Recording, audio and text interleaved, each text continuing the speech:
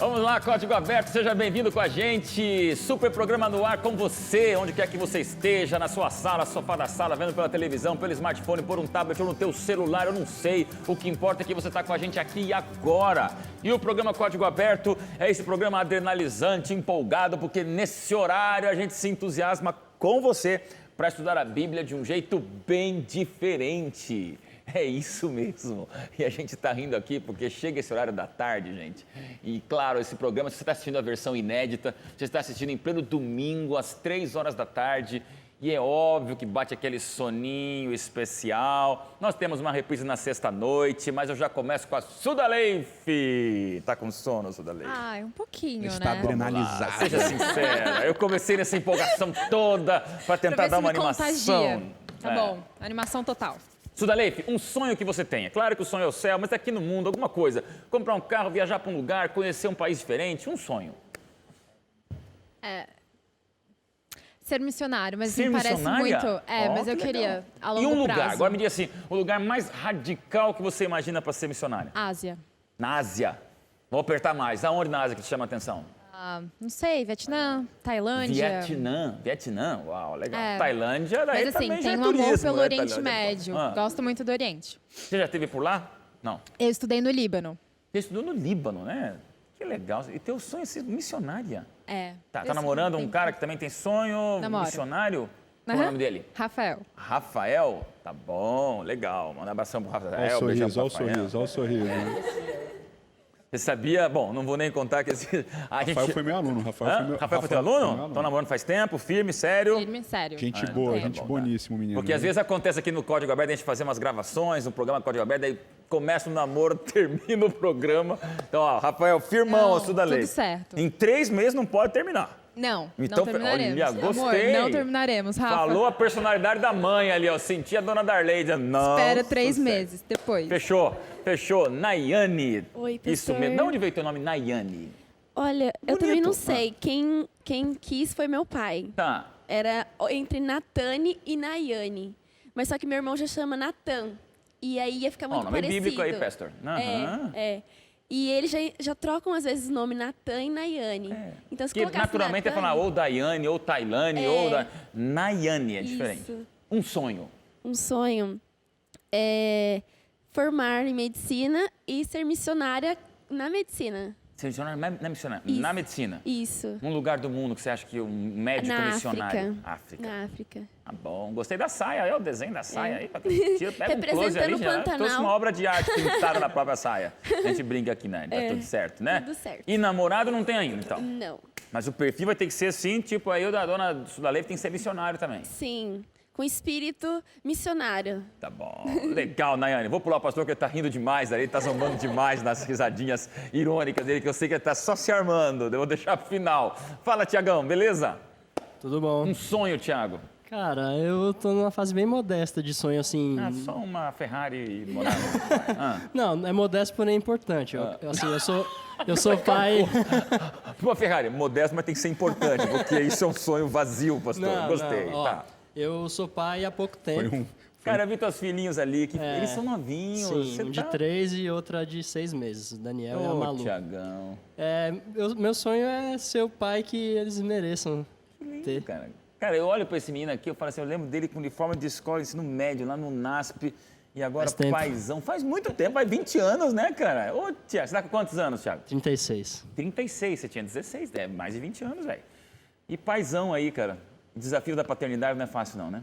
Não é fácil, mas é muito satisfatório. Pelo menos o meu Vale. tem sido. Vale, pô. Você descobre amores que você não sentia até ter um Sim. filho, né? É. Me fala um pouquinho da tua igreja, cara. Você falou aí esses dias que você estava num termo ali diferente de comunidade evangélica ali junto. Como é que é? A gente, né, o Edson é o nosso pastor O Edson lá. quem que é? O Edson é o nosso pastor. O Edson... Na O pastor Home- Edson. Isso. Esse aqui. Tá bom. O Edson Nunes O Edson aqui. é aham. nosso pastor lá na Home Church, em Perdizes. Eu não gosto muito desse nome anglicismo assim e tal, Ok. mas foi uma escolha democrática. Nada mais é do que uma igreja caseira mesmo, literalmente assim. O que é uma igreja caseira? A gente se reúne todo sábado numa casa alugada. a mensagem adventista. Tem muita gente que vem perguntando, né? Vem visitar a gente e pergunta, não, mas aqui é uma igreja adventista? Sim, é uma igreja adventista. A gente se reúne, a gente tem mais ou menos entre 40 e 50 membros lá. Olha aí. E tem uma programação nos mesmos moldes que uma igreja tradicional. A gente tem a escola sabatina, começando às 10h30. Depois a gente tem um momento de lanche, seguido pelo culto. Legal. E depois um almoço comunitário, que todo mundo... É uma comunidade junto, né? Sim, tem muito mais a gente... interação, integração, intimidade dos membros, né? Sim, essa era a ideia, né? A gente se baseou no texto de Atos 2, né? Dos cristãos primitivos e tal. Olha, um retorno à igreja primitiva. Isso, basicamente é isso. Queria Você tá convidar... tempo lá? Oi? Você está há muito tempo lá? A gente começou o projeto em 2011. Ele com o pastor Alberto 2011? Neri. No finzinho de 2011. Você foi colega do Alberto Neri, né? Alberto Neri, claro, meu Sim. colega de turma. Exato. Ele juntou um pessoal de várias fases do ministério dele, né? Como pastor. Olha aí. E aí iniciou esse projeto. A gente se reunia, a princípio, na casa dos membros, depois no salão de festas do prédio dele, até a gente alugar um lugar. E a gente está lá em Perdizes desde junho de 2012. Eu queria convidar o pessoal para conhecer a Home. Não pode Home. muita gente, senão não ao mesmo tempo, né? Se o lugar vão pode fazer ir, 500 pode ir pessoas todo lá, mundo. gente, a Home Church virou uma church. Não, pode ir todo mundo, porque se crescer, a ideia é dividir. Vai dividindo, sim. mas sempre mantendo pequenos núcleos. Sim, sim. Olha. Já está até chegando no momento De dividir. de divisão, assim. Eu acho que no próximo ano a gente vai fazer isso. Queria convidar todo mundo que estiver por São Paulo, quiser conhecer a Home. Fica no bairro de Perdizes. Se o GC puder gerar aqui, o Olha nosso aí, site cara, é o cara tá edição, produção que se vire agora, viu, produção? www.homeperdizes.com.br. Legal. E tem uma página no Facebook também, fb.com/homeperdizes. Então, fica o convite, Obrigado todo pela sábado às rapidez da 10h30. produção. Já colocaram o GC na tela aí, essa coisa aqui é muito rápida. Isso aqui é um programa que não para. Bom, uma quer ser missionária lá, outra quer ser médica missionária não sei aonde, outra quer ser o melhor pai do mundo. Agora eu quero ver do pastor Edson Nunes. Qual é o grande sonho, pastor? Olha o nível dos sonhos, acabou, né, cara? Meu sonho era ser professor, né? Desde que era moleque, realizou. então já era. Já realizou teu sonho? Já foi. Professores que você vê assim, não só necessariamente que foi teu professor, mas que você admira, na história do mundo, às vezes, professor de outros cantos, não sei lá, né? Quando você pensa em professor, cara, eu queria ser professor igual Einstein, sei lá se ele foi professor, né? Vamos lá. Me diz. Aí que você faz uma pergunta dessa, tem que aí, né, se eu não responder o que se espera, vai ser complicado. Vai ser. Cuidado com os professores que você escolhe, né? Então, Não, mas você óbvio. admira alguns educadores, Não, então, né? o que me marcou muito foi Paulo Freire, né? Marcou bastante. E foi interessante, porque o Jocura também é um pouquinho, o Thiago Jocura também é um pouquinho comunista, assim. Tem essa veia. Então, eu li Paulo Freire antes de Ellen White. Na minha adolescência, eu era afiliado a partido político, esses negócios assim. Então, eu li Paulo Freire e me marcou muito. Aí eu decidi ser professor e tal. Interessante a influência, olha aí. Aí na faculdade de teologia eu li Educação de Ellen White. Aí eu fiquei impressionado. Ela escreveu muitos anos antes do Paulo Freire e é altamente revolucionário, tanto quanto Paulo Freire foi na época dele, né? Olha. Ou seja, aí me marcou bastante para mim. Eu sei que as pessoas vão julgar e etc e tal. Mas, para mim, o livro Educação é o melhor livro que a Ellen White escreveu, minha opinião. Né? Que bacana. Essa Eu grande fiquei escritora muito evangélica. marcado, Você sabe que a Igreja Adventista do Sétimo Dia e a Novo Tempo andam juntas, mas a Novo Tempo abraça todas as religiões e essa é uma grande escritora do mundo esse livro é evangélico. fantástico. Ellen livro é White fantástico. e educação. Fala da educação integral, de como a gente tem que pensar no ser humano completo, não só na sala de aula. E é muito parecido com o que muitos educadores modernos que nunca leram Ellen White falam. E ela escreveu isso em 1800 e bolinha, né? 1890, se não me engano, é alguma coisa. Não sou bom com data. Então é altamente revolucionário para a época que ela escreveu e me marcou. Eu falei, quando eu for professor, eu quero ser assim. E a última pergunta, o que para você é um aluno ideal? Quem seria o aluno ideal? Cara, o aluno ideal é aquele que vai além de você, né? Opa! Aquele que vai além de você.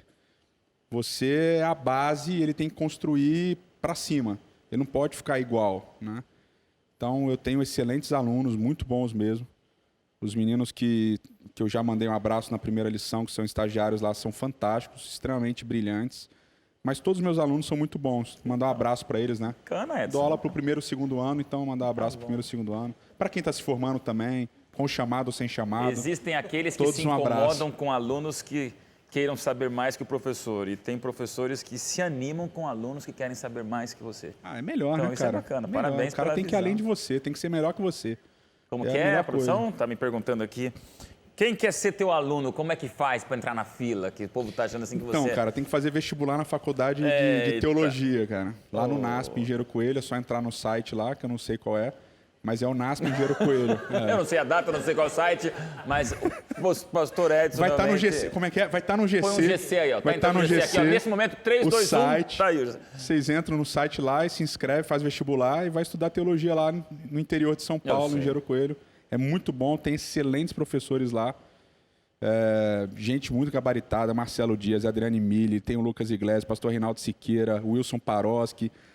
Só gente Thiago Arraes, tem só gente de alto nível, cara. Só gente de alto nível. Bom, produção, me perdoe pelo tempo que está acabando, mas já que entramos nesse assunto de educação e teu potencial como professor lá e convidando alunos, você tem aí um material especial, pastor Edson. O que são esses teus materiais aí, já que estamos nesse assunto pedagógico? Você lançou um livro aí, algumas semanas atrás, na Bienal do Livro, é isso? Foi, cara, foi. Poxa, que privilégio, pastor. A terceira margem do Rio, né? O grupo de amigos lá, a gente tem interesse de divulgar conhecimento e literatura, né?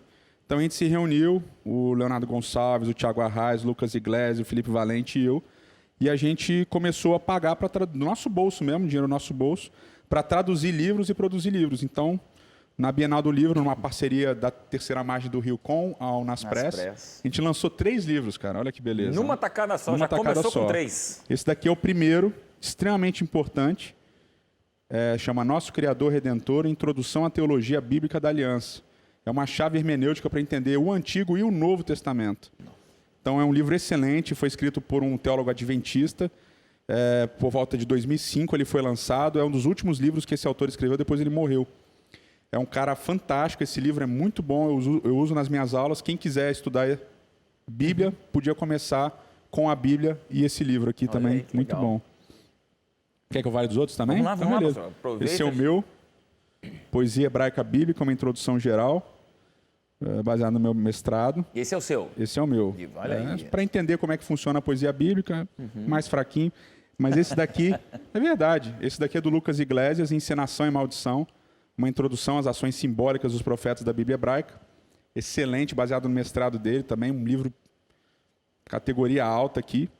E no ano que vem sai um livro de Gênesis e um livro sobre santuário. Gente, parabéns, pastor. É importante você depois clica aí, ó, coloca aí na internet, vai descobrir um pouquinho o que é esse termo Terceira Margem do Rio, que inclusive tem podcast, né? Esses dias eu tuitei vocês ali, vocês estavam discutindo um negócio ali, e eu ouvi, falei assim, cara, podcast é uma outra maneira de você falar para a juventude. Vocês já tinham os artigos colocados ali, quem está nas redes sociais, curta lá, mas o bate-papo de vocês no podcast é engraçado, porque vocês se falam, a gente vê que é uma amizade de longa data, onde uma discussão profunda vem com brincadeira, vem com curtição, vem com ironia, vem com alegria, e isso é uma maneira diferente de estudar a Bíblia. Eu vejo assim, é uma nova geração de teólogos que está vindo com uma carga de profundidade de conhecimento, mas também com uma leveza de curtir a vida. E por que para estudar a Bíblia tem que ser gente mala, chato, sem graça e ardido, né, pastor? É verdade. Pode ser divertido aí, pode estar curtindo. Desculpa, vamos direto, vamos lá.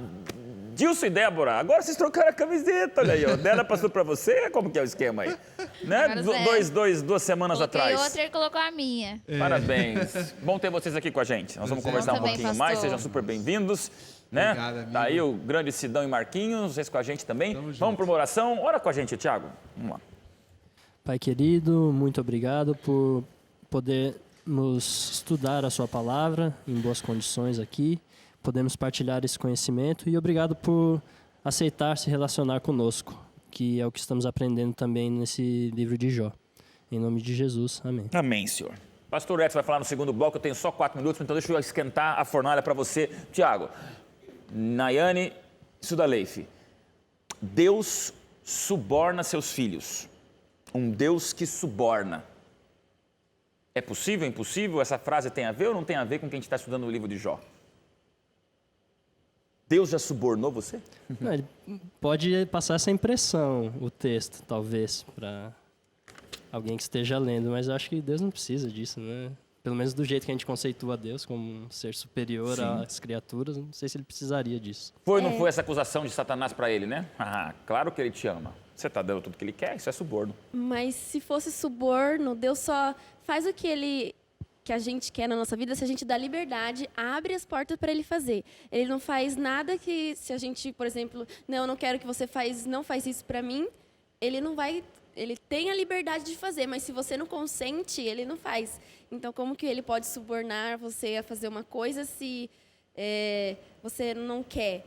Apesar de nós somos induzidos a ter ali uma força que Deus atua na nossa vida, mas ele não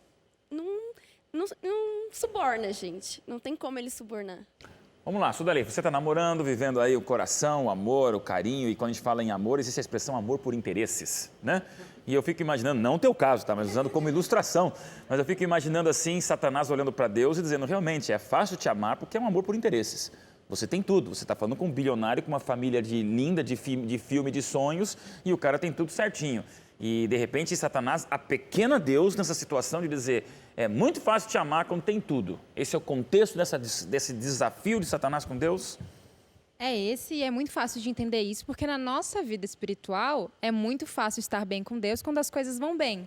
Então, assim, a fala de Satanás, ela cala na minha vida espiritual, em momentos que eu já passei e que foi muito bom ser cristã, porque as bênçãos de Deus foram inúmeras. E quando não é, quão bom é ter Deus na nossa vida, né? Você já passou algum momento da sua vida onde você já foi fácil ser cristão porque estava tudo dando certo e foi difícil ser cristã porque começou tudo a dar errado? Eu acho que todo mundo tem, né? Se não é na sua, em algum momento você vai ter, ou você vê na vida do outro, que a pessoa, na primeira dificuldade que teve, já se esqueceu de quanta coisa boa Jesus já fez na vida dela, né?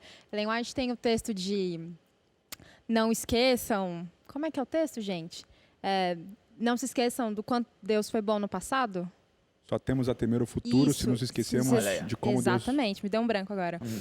Mas por a verdade, quando a gente lembra o que Deus já fez, no mínimo te dá uma calma. Isso aqui vai passar, porque as coisas boas também passaram, as coisas ruins também vão. Tiago, já sentiu a necessidade de amar a Deus mesmo não se sentindo materialmente amado por Ele? Algumas vezes já. Teve até um episódio bem recente. Eu fui atacado num assalto, tentativa de assalto e tal. Foi São Paulo? Foi em São Paulo. Foi esfaqueado. Foi mesmo, Tiago? Não? 4 vezes. E assim, eu tinha tudo para, no momento, balançar, ou pelo menos, sei lá, questionar a humanidade que fosse assim. E eu tive muita sorte de Deus ter me mantido lúcido. A minha oração, mais do que para ficar vivo, assim, eu sangrei, eu fui ao hospital, em emergência e tal, e não é mérito nenhum meu, assim, queria deixar bem claro isso, mas minha oração era mais do que para sobreviver, para que eu me mantivesse lúcido, para que eu não mudasse o meu jeito de viver a vida e de me relacionar com Deus por causa dessa tragédia. E graças a ele eu fui abençoado nesse sentido, assim. Essa sequela psicológica eu não tive. Eu considero um milagre. Vamos para o intervalo? E a gente volta ouvindo o pastor Edson, que você quer curtir junto o assunto polêmico do livro de Jó hoje. E aí? Quando é por interesse é fácil amar. Quando você ganha tudo é fácil seguir.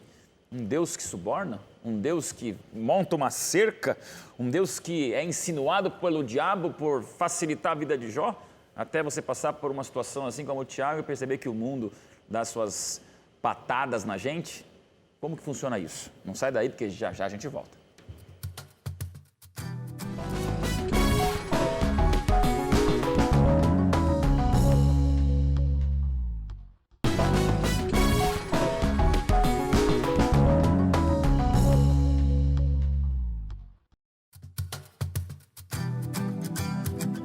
De volta no seu código aberto, pastor Edson, não vou falar mais nada, é contigo a bola.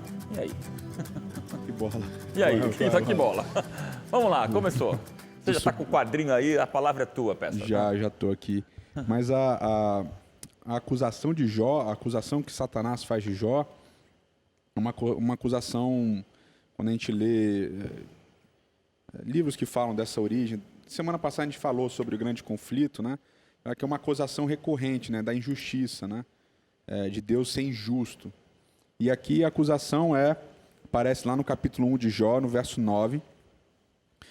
depois que Deus provoca, né, Satanás, dizendo, olha, você viu meu servo Jó, não tem ninguém igual a ele, etc., usando as mesmas palavras dos primeiros versos do livro de Jó. Aí Satanás responde dizendo assim, porventura Jó debalde teme a Deus, né? As nossas traduções trazem a palavra debalde, né? Debalde é uma palavra... Português é meio feia, né? Então, completamente. eu trouxe aqui eu trouxe aqui o quadrinho e escrevi essa palavra aqui, ó. Essa é a palavra Hinam, que significa de graça, ou sem motivo. Então a pergunta de Satanás é, Jó, sem motivo, de graça, ele te teme? Olha. É de graça que ele te teme? Acaso não cercaste com sebe a ele a sua casa e tudo quanto tem? A obra de suas mãos abençoaste e os seus bens se multiplicaram na terra. Então a acusação de Satanás é, em primeiro lugar, da injustiça de Deus. É injusto falar que Jó é bom, porque o Senhor faz tudo para ele. Então é óbvio, ele gosta de você porque você faz tudo para ele, né? E a gente tem, quando criança pequena, né? 3, 4 anos, assim, mais para os 4. Você, pai, posso fazer não sei o que lá? Pode, ele te ama, te dá beijo, etc e tal. Aí você fala, agora não pode. Aí eu não gosto mais de você e tal, e sai pesado, né? E os pais de primeira viagem geralmente choram, né, nessa hora, ficam mal, tal, meu filho não me ama, etc e tal. Então, essa lógica é uma lógica que Satanás está usando, é uma lógica que a gente concorda, né? A gente diz que não quando a gente fala da Bíblia, mas a gente concorda plenamente. Né? Se trabalhou 30 dias, no final dos 30 dias você quer receber, isso é o lógico, eu me empenhei e eu mereço. Né? Então, a ideia de merecimento é uma ideia que faz total sentido para a gente, e essa ideia que Jó está falando. Bom, você merece o amor de Jó, você merece a obediência de Jó, porque você faz tudo para ele.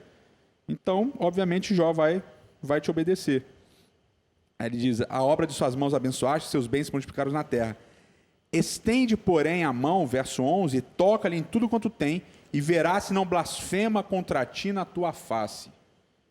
Verás se ele não blasfema contra ti na tua face. Então, a acusação dele é uma acusação específica contra Jó. Jó tem tudo, por isso ele te ama.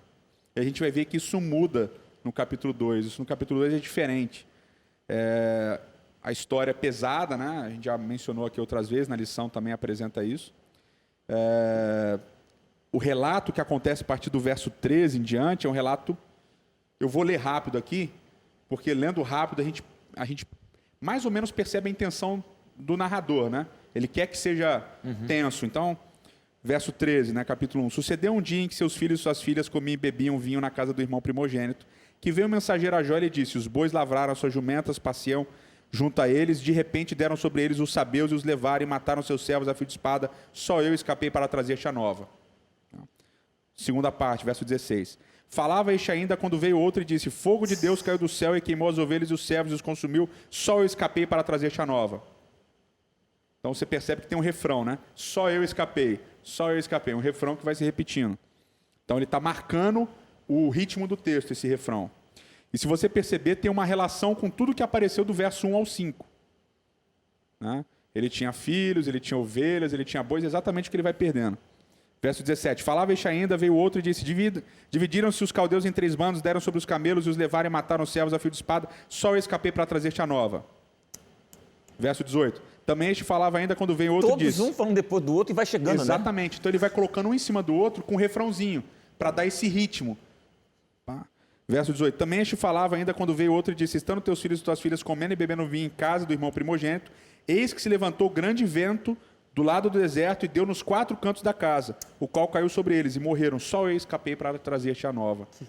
Então, ele mantém um refrão até o final, criando esse ritmo, e a gente percebe que vai tendo um crescendo dos animais, até animais, servos, até chegar nos filhos, né? E tudo isso escrito de uma maneira para parecer que foi tudo ao mesmo tempo, basicamente. Não há tempo de respirar. Não há tempo de absorver a notícia.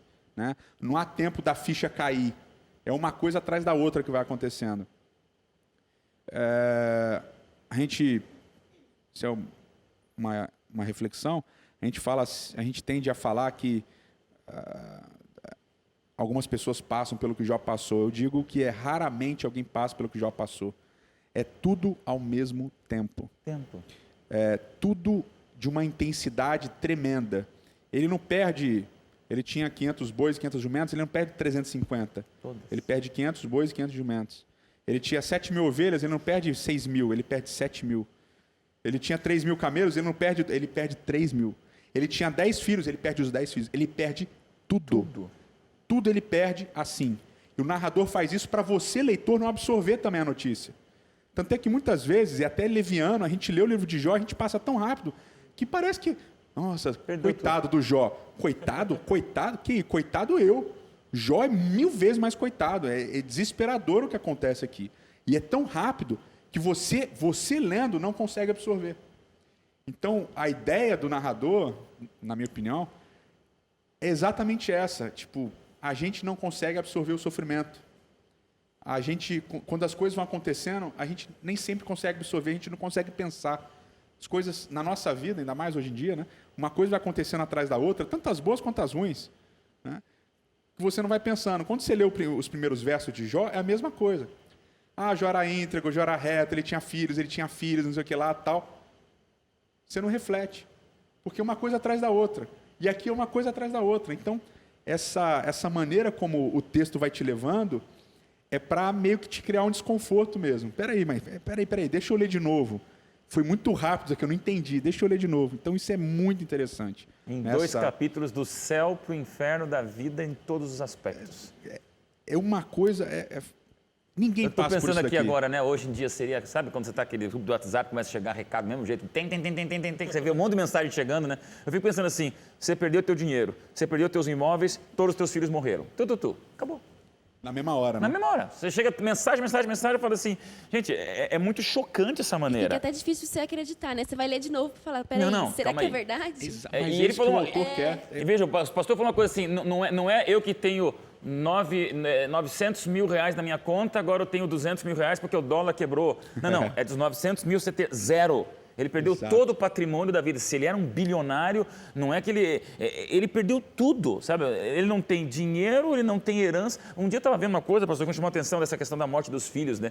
Que tira dele, inclusive, o futuro, né? Sim. Parece que no povo hebraico era muito forte esse negócio de ter filhos. Agora, ele não tem herança, ele não tem ele não tem a continuidade. A continuidade, a genealogia dele acaba ali. Sim, isso na Bíblia hebraica é muito forte, né? Eu acho que quando a gente falou de Provérbios, eu mencionei isso, mas já faz bastante tempo. Mas na Bíblia hebraica funciona assim, né? Uma das coisas clássicas do livro de Gênesis essa é a genealogia de fulano de tal. Aí começa a falar do filho. Então, essa é a história de Jacó. José tinha não sei quantos anos. Então, a Bíblia tem essa tendência de contar a história do pai no filho. E aqui, Jó não tem mais nada, ele não tem mais filho, ele não tem mais continuidade. E é muito similar ao que acontece com Abraão, né? Olha, também, com Isaac, na minha opinião, são 2 personagens que é difícil você reproduzir. É difícil você reproduzir, porque a quem Deus pediu para matar o filho? A quem Deus matou, permitiu que os 10 filhos fossem mortos ao mesmo tempo? Cara, não dá nem para a gente arranhar o que Jó sentiu, não dá para arranhar. Você perdeu um filho, beleza. O seu único filho, pesado, é diferente. Perder um filho é inexplicável. Eu não passei por isso, mas conheço muita gente, inclusive um dos nossos grandes professores, né? É inexplicável, mas tem outro. Se for único, já é diferente. É mais complicado. Agora, você tem 10, cara. Você perde os 10. Meu pai. Cara, os 10 é do primogênito ao último. E filhos por quem ele tinha o zelo que o texto indica, né? Que a Suda mencionou. Intercedia por eles todo dia. Constantemente, todos os dias, exatamente. Deixa eu ouvir vocês, meninas. Como que desenha na mente de vocês esse drama? A casa caiu para Jó. E o chão não abriu, ele foi esmagado. Não teve ponto de correr. De um dia para a noite, ele perdeu tudo. Quando eu leio, eu penso que os filhos de Jó, eles foram tentados pelo conforto que eles tinham. E Jó é tentado pela provação, pela privação de repente, perder tudo. Justamente o zelo que eu acho que ele tinha, assim, imaginação minha, né? De alguém tão rico e tão cheio de coisas, ele devia sim ter o cuidado de que isso não fosse prioridade. E esse cuidado com os filhos, é por isso que ele intercede também. Então, assim, o que ele prezava que os filhos não passassem, ele passa agora pelo oposto, que é pela privação. Essa fala é muito boa, porque no Jó, todos os filhos estão reunidos em festa. Onde é que está Jó? Por eles, Orando. né? Aí você lembra de Eclesiastes, né? Capítulo 7, fala assim, o coração do sábio não está na casa da festa, está na casa do luto. Então, isso que você falou é muito legal. Jó mantinha a perspectiva de que as coisas, tudo bem, eu tenho, mas isso não é importante. O importante é a comunhão com Deus, etc. e tal. Eu acho que isso estava muito diante dele constantemente. Isso é um ponto muito importante. Muito importante. Vamos lá, Nayane. E isso também faz me refletir como se uma situação assaltante, como aconteceu com o Tiago ali. Você não estava esperando que isso acontecesse. Veio como um assalto e te levou tudo. Mas podia ter levado a vida, né? Mas só que Satanás achou que Jó ia cair ali naquelas primeiras, tirando os bens dele. Então, se eu tirar os bens, ele vai cair. Mas só que aí ele viu que Jó não caiu, então ele foi tentar a vida dele. Então, como se fosse um assalto, vem despreparado, você não estava esperando por isso, e acontece todas essas coisas desastrosas, né? Vamos chegar lá no corpo dele. O casal tem tudo, de repente não tem nada. Vocês estão construindo uma vida, vocês estão a gente vê os sonhos de vocês, matrimoniais, profissionais, carreira artística, de louvor. De repente vocês perdem tudo. Tudo. Não é mais ou menos. Isso impacta na vida, né? Não é fácil. Igual o pastor falou, eu não consigo imaginar o que Jó sentiu. E também não sei se acontecesse com a minha família, o que eu ia passar. Só sei que eu preciso muito me espelhar em Jó, porque eu continuo tendo certeza que o foco dele, igual a Sudaleife falou, o foco dele estava muito direcionado para Deus. Então, para o Jó não interessava o que Satanás ia fazer com a vida dele, o que Deus permitiria que acontecesse com a vida dele. O foco dele estava em Jesus. É muito forte isso, porque para uma pessoa, um ser humano, focar em Jesus assim, 100%, sem levar em conta nada, tipo, os meus filhos, claro que ele gostava dos filhos, lógico, o patrimônio e tal, mas não estar preocupado com isso, estar focado em Deus é uma comunhão, assim, fora do normal. E o interessante quando a gente fala, é lógico que tem a época dele, mas hoje a gente fala de algo que é o mal do século, assim, vamos falar da depressão, né? Uhum. Hoje a gente tem aí, imagina, vamos inverter, colocar alguém que sofre, que Jó sofreu naquela época, na época de hoje. Qual que era o tipo de depressão que essa pessoa teria, então? Que mundo que ela entraria? Qual o tamanho da fé que ela teria que ter para vencer isso e olhar para Jesus e ter Ele como foco principal? Com certeza. Pastor, mas daí a gente vai um passo além. Não bastou perder dinheiro, perder ovelha, perder camelo, perder estrutura, perder imóveis, perder carro, perder emprego e perder filhos. Agora não basta, vai mais além. Aí começam as ironias no livro de Jó. Isso é muito interessante. A poesia, os livros bíblicos, eles têm muita ironia. Infelizmente, a gente não capta palavra, tantas ironias do texto bíblico. Mas aí ele começa, né? De novo, tem a mesma introdução da cena celestial que teve no capítulo 1. Os filhos de Deus vêm, se reúnem diante de Deus. Deus pergunta para Satanás, né? É uma provocação. De onde você vem? De rodear, passear a terra e tal. Aí ele repete a mesma fraseologia. Observaste, meu servo Jó, porque ninguém é na terra semelhante a ele, homem íntegro e reto, temente a Deus, que se desvia do mal. Aí vem o acréscimo, né? Porque aqui a gente já está falando de um segundo momento. Ele conserva a sua integridade, embora você tenha me incitado contra ele para o consumir sem motivo, Rinam. Repete aí, Debaldo. Então, Rinam, de novo. Olha que interessante o jogo. Satanás acusa Jó de temer a Deus ou de servir a Deus por interesse. E questiona a Deus, será que é sem interesse? Será que é sem motivação que ele te serve? É irônica essa pergunta, é sem motivação. E quando Deus responde aqui, no capítulo 2, ele também responde com ironia. Ele fala assim, você me incitou contra ele sem motivo. Eu não tinha motivo para falar contra ele. Então, a gente percebe que o relacionamento de Deus e de Jó é um relacionamento baseado na graça. Jó temia a Deus de graça. E Deus amava Jó de graça. Então, esse relacionamento da graça era um relacionamento de... como é que fala? Mão dupla, né? Uhum. Como é que eu esqueço isso, né? É um relacionamento de mão dupla. Uma via de mão dupla. Via de mão dupla. Então, era um relacionamento forte. A ironia continua, porque o diabo diz assim, verso 4, Satanás, né? Pele por pele, tudo quanto o homem tem dará pela sua vida. Agora ele já não está falando de Jó, agora ele está falando da raça humana. A primeira acusação é contra Jó. Ele tem tudo. A segunda é, não, o homem faz qualquer coisa pela sua vida. Então, morreu os filhos, ele está feliz, na verdade. No fundo, Ele tá ele vivo. está feliz, entre aspas, né? Obviamente que ele não estava. Mas ele conservou a vida, então não é tão ruim, né? Porque você entrega tudo para você ficar vivo, né? Você ficar vivo, você entrega tudo. Aí, verso 5. Estende, porém, e isso daqui é um ditado garítico, inclusive, né? Estende, porém, a mão e toca-lhe nos ossos e na carne e verás se não. Se ele não blasfema contra ti na tua face, disse o Senhor a Satanás. Eis que ele está em poder, teu poder, mas poupa-lhe a vida. E aqui a gente tem a primeira ironia, né? Quando Satanás fala que Jó vai blasfemar, na primeira vez, não tem o verbo barar. Quando ele vai falar na segunda vez, já tem o verbo barar, que é o verbo abençoar. Tá? Então, aqui no capítulo 2, no verso 5, a tradução literal seria: estende a mão, toca-lhe os olhos e verá se não abençoa a tua face. Né? Aí a gente traduz como amaldiçoar. Mas aqui é mais uma das ironias do livro de Jó. Ele usa o verbo abençoar ironicamente. Por quê?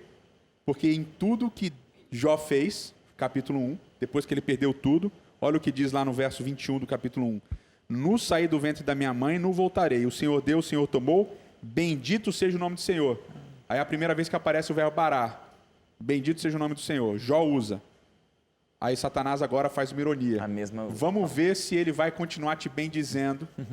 Tô lembrando, minha filhinha de 7 anos tem essa brincadeira. Papai, essa comida tá tão gostosa. A Tharisa faz isso, né? Para dizer que não é verdade. Então seria, vai lá, toca no coração de Jó na pele e vê se ele vai te abençoar. Né? É ironia. Interessante. E a gente percebe essa ironia. Eu vou dar um exemplo aqui, aproveitando que você falou no início desse programa. Falou, você não cercou ele com todas as coisas? Então, olha só, ele usa a mesma palavra, a mesma raiz, shur, aqui no verso 10, capítulo 1, verso 10. Acaso não cercaste com todas as coisas? Então, ele acusa de Deus cercar Jó com coisas boas. Já no capítulo 3, no verso 23, olha lá. Jó já perdeu tudo aqui no capítulo 3. Já perdeu tudo, já está doente, está se coçando lá com caco, não consegue dormir. Já pensou, Sudaleif? Não consegue dormir, sem conseguir dormir. Olha o que ele diz assim. Gente. Porque se concede luz ao homem cujo caminho é oculto e a quem Deus cercou de todos os lados? Mas aqui é o cara que perdeu tudo, ou seja, ele está dizendo que ele foi cercado por Deus por todos os lados, mas cercado no sentido das desgraças que vieram na vida dele. Ou seja, é mais uma ironia, ele usa a mesma palavra. Cercado de bênção, agora Ou seja, cercado de desgraça. Exatamente. É a mesma palavra agora com sentido inverso. Então, é a mesma coisa que está acontecendo aqui com o verbo barar, que eu até coloquei aqui, ó. Verbo barar, abençoar. Então, ele aparece pela primeira vez no sentido literal, e aí, na segunda vez, ele já aparece com ironia. Gente, é um show, é um espetáculo estudar com um pastor e professor nesse assunto. Esses encantos do livro de Jó, tem que chamar o intervalo. E vou deixar para o último bloco com a curiosa situação de uma personagem que passa pela Bíblia, conhecidíssima como a mulher de Jó. Eu quero ouvir, pastor, eu quero ouvir vocês, mulheres. O que a Bíblia fala dessa mulher? Quem foi a mulher de Jó? Já já a gente volta.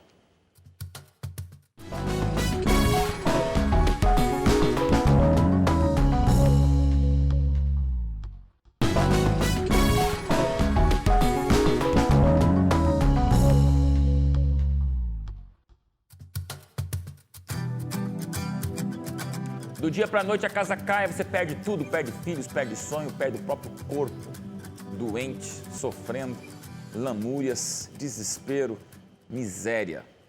Por isso que o livro de Jó é o livro de todos nós, no aspecto que a gente passa nas lutas mais intensas. E como se não bastasse tudo que Jó estava passando, ainda vem companhias que vão perto dele, a começar pela mulher dele, que a gente já vai comentar no fechamento aqui do nosso super encontro dessa temporada, desse programa de hoje. Mas antes tem música, e vamos lá para o casal de novo, Dilson e Débora. Vamos. 3 semanas juntos, está sendo bom demais ter vocês com a gente aqui, viu? Bom demais. E aí essa aula que nós estamos recebendo essas semanas aqui, está assim, nos revigorando. Vamos lá, vamos cantar o quê, por quê? Vamos cantar Minha Geração, para renovar nossa fé e a nossa esperança também na volta de Jesus. A música é boa, hein? Me lembro do DVD, da gravação de vocês ali. É música linda. com uma letra poderosa, para tremer. Forte. Vamos louvar.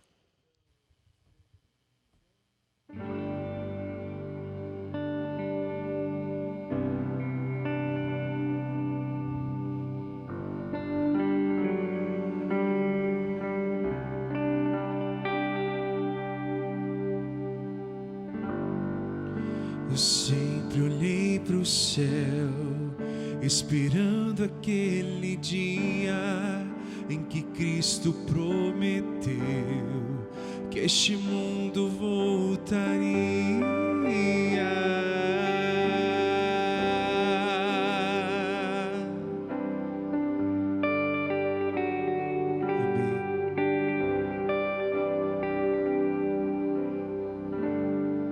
Gerações guardaram a fé, completaram uma carreira e fizeram os filhos ter sempre viva a certeza, viva a certeza.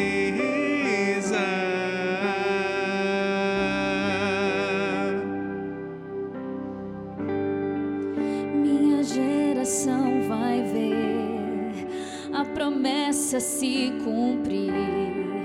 Cristo logo vai descer, com Ele vamos subir. Minha geração vai ser dentre todas mais bendita, pois irá saudar o Rei em sua gloriosa vida.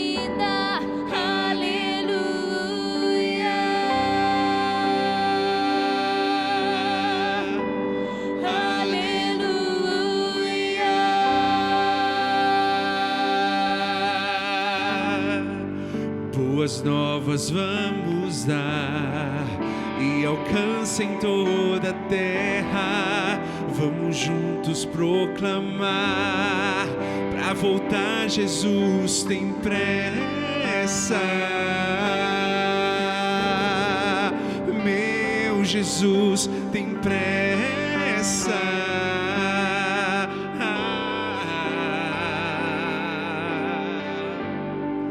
Logo vou olhar pro céu e enxergar aquela glória, finalmente ver meu Deus, que alegria, que vitória,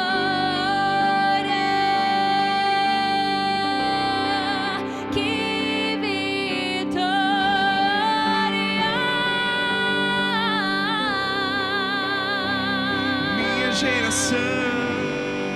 Minha geração vai ver a promessa se cumprir. Cristo logo vai descer, com Ele vamos subir. Minha geração vai ser dentre todas mais bendita, pois irá saudar o Rei em sua gloriosa vida.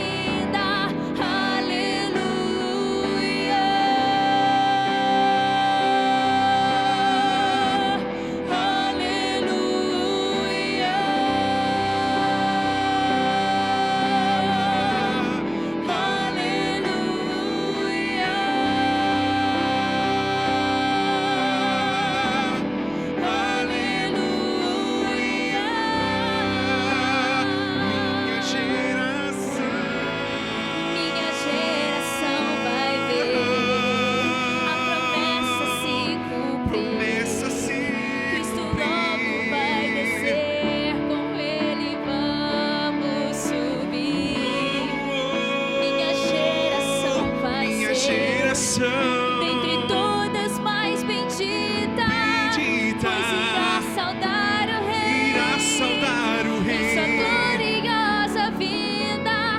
Aleluia,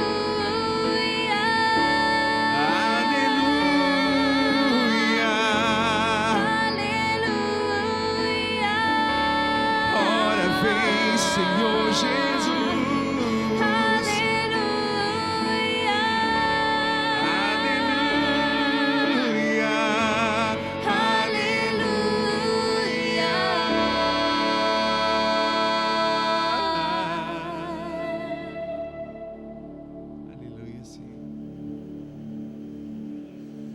Maravilha! Que sejamos a última geração, né? Amém. Eu amo essa música porque ela nos projeta essa urgência de sermos a última geração para a volta de Jesus. Integridade. Essa é uma palavra difícil para Jó no período onde tudo dá errado. E ainda, pastor, como se não bastasse, sua companheira. Quando a gente casa, quem ama a companheira, o companheiro, o casamento saudável, sabe como a gente funde as almas, né? A gente funde personalidades, a gente se ajunta. E a minha esposa, 16 anos casado, ela tem um peso sobre mim que é uma influência maior do que a do mundo inteiro. É a esposa que a gente ama. E agora, pastor, até a própria esposa de Jó surge na Bíblia como uma conselheira. E ela não estava ali de maldade. Eu imagino o desespero de ver o marido naquela situação. Ela não é má, não consigo ver nela uma pessoa traiçoeira, cruel, malévola. Talvez o desabafo sincero de alguém sem respostas. Mas surge a esposa de Jó na Bíblia. E aí? Quer falar, Thiago? Não, pastor, é você mesmo. Ele estava empolgado aqui. Estava empolgadão? Deixa depois você. Vai lá, pastor. Pode falar, mano. Não, vai primeiro, depois. Bom, uma das grandes ironias também é o final do capítulo 1, né? O verso 22 diz assim: em tudo isso Jó não pecou, nem atribuiu a Deus falta alguma. Jó não vai pecar com seus lábios. No meio do capítulo 2, lá no verso 10, diz assim: mas ele respondeu, fala como qualquer doida, né? Respondendo a mulher, temos recebido o bem de Deus, não receberemos também o mal. Em tudo isso não pecou Jó com seus lábios. E a partir do capítulo 3 começa a falar. Então não pecou com os lábios, aí começa a falar, e vai até o final do livro falando. Isso é interessante, mais uma ironia. E a fala da mulher de Jó também tem ironia. Tem ironia porque é a junção de duas coisas. É a junção da fala de Deus e é a junção da fala de Satã, de Satanás. Deus diz assim, verso 3 do capítulo 2, ele conserva a sua integridade. Ou seja, ele continua íntegro. E Satanás fala, toca-lhe os ossos e tal, e verá se não te abençoa. E aí vem a mulher de Jó e junta as duas coisas e diz, ainda conservas a tua integridade, abençoa a Deus e morre. Abençoa a Deus e morre. Basicamente, eu vou dar já um spoiler, né?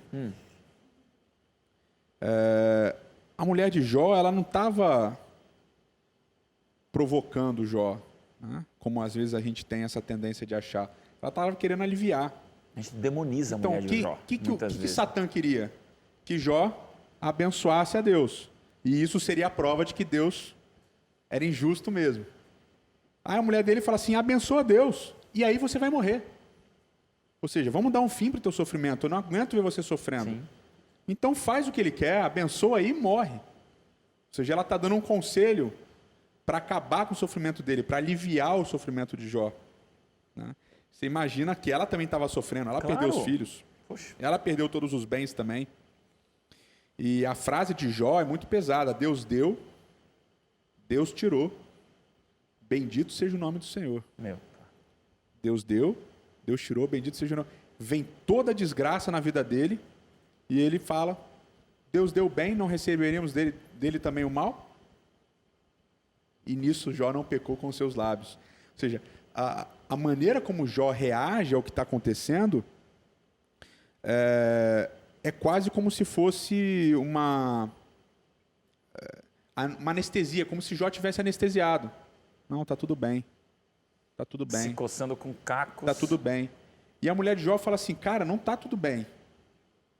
Não tá tudo bem.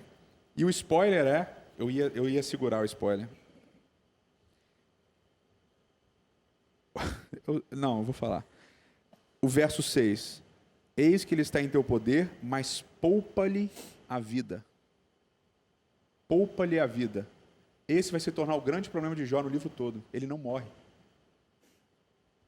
A mulher fala, é melhor você morrer. Ele fala no livro todo, é melhor eu morrer. E ele não morre, porque Deus não permitiu. Então, desculpa, fazendo aqui uma... Não sei nem se a gente tem tempo de falar sobre isso, né? Que seria um programa só para isso. Alguns, né? Mas é interessante como tudo está subjugado ao poder de Deus. Tudo está subjugado. E a frase de Jó é emblemática. Deus deu, Deus tirou. Aí as pessoas vão falar assim, não, mas quem tirou foi Satanás, mas Deus permitiu. Não há nada que aconteça que não passe pelo crivo de Deus. Não tem chance dele perder uma batalha. Não tem chance de ele ser derrotado. Não tem chance de acontecer alguma coisa no universo que ele não saiba, ou que não tenha passado pelo crivo dele. Então, passou pelo crivo dele. A dificuldade é entender o que ele quis com isso. Ou para aquele que não dá para entender. Agora, Jó parece que entende essa dinâmica, mas as pessoas ao redor dele, a gente vai ver ao longo do livro, não entendem. E tudo que Jó pede, e eu acho isso fantástico, a aula top do pastor Reinaldo Siqueira, né? Ele fala assim, as pessoas entendem que o livro de Jó é sobre sofrimento, o livro de Jó é sobre graça, não é sobre sofrimento. Porque Jó não está preocupado que ele está sofrendo, Jó está preocupado que ele não morre.